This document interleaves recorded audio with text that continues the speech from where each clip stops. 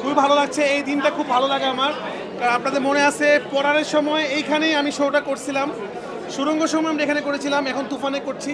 তো আমার কাছে মনে হয় এই হলটা বড় হল আমার জন্য লাকি, কারণ এখানে আমরা অনেক মানুষ একসাথে সিনেমা দেখতে পারি আসলে। কারণ তুফান অলরেডি ইতিহাস হয়ে গেছে, ব্লকবাস্টার হয়ে গেছে, আরও বড় হিটের পথে তুফান। তো আমার মনে হয় আপনারা এতদিন অনেক কষ্ট করেছেন, কাভার করেছেন, তুফানের সাথে ছিলেন। তা আমরা আজকে সাকসেসটা উদযাপন করতে চাই, এই আনন্দটা উদযাপন করতে চাই, এবং আমরা আমরা একটা কলিগ, আমরা একটা ফ্যামিলি, আমরা ফুল ফ্যামিলি মানুষ একসাথে বসে সিনেমাটা দেখতে চাই। অনেক বেশি এক্সাইটেড দেশের বাইরের মানুষরা। ঈদের দিন থেকেই আপনারা জানেন দেশের বাইরে যারা থাকে তারা বাংলাদেশকে অনেক বেশি ভালোবাসে, আমাদের থেকে বেশি ভালোবাসে। তারা প্রচুর এক্সাইটেড কবে আসছে কবে আসছে।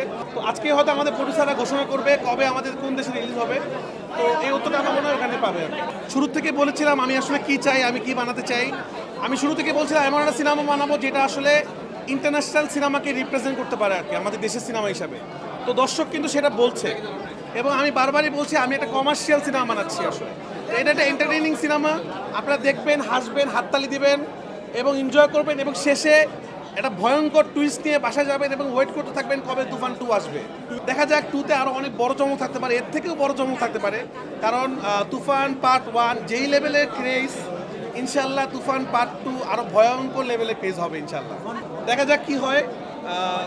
যখন আমরা প্রপারলি রেডি হব তখনই বানাবো, দর্শকদেরকে ধোকা দিতে চাই না। আপনারা জানেন পরাণ যখন আমি করেছি একটু বেটার করার চেষ্টা করেছি সুরঙ্গ, এর থেকে একটু বেটার করার চেষ্টা করেছি তুফান। তা আমি চেষ্টা করছি আমার সাধ্যমতো চেষ্টা করার।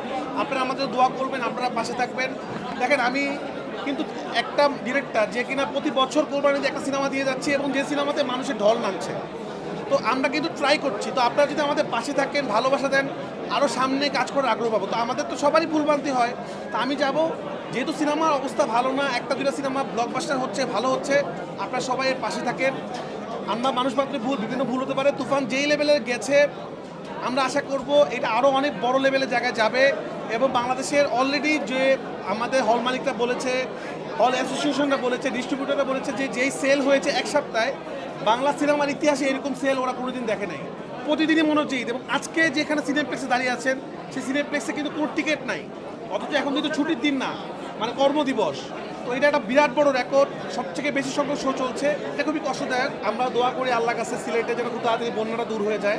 আমি শুনেছি তারা খুব কষ্ট করে সিনেমা দেখেছে, তো বাট সারা বাংলাদেশের মানুষের মতো তারা দেখতে পারে না যেহেতু তাদের বন্যা।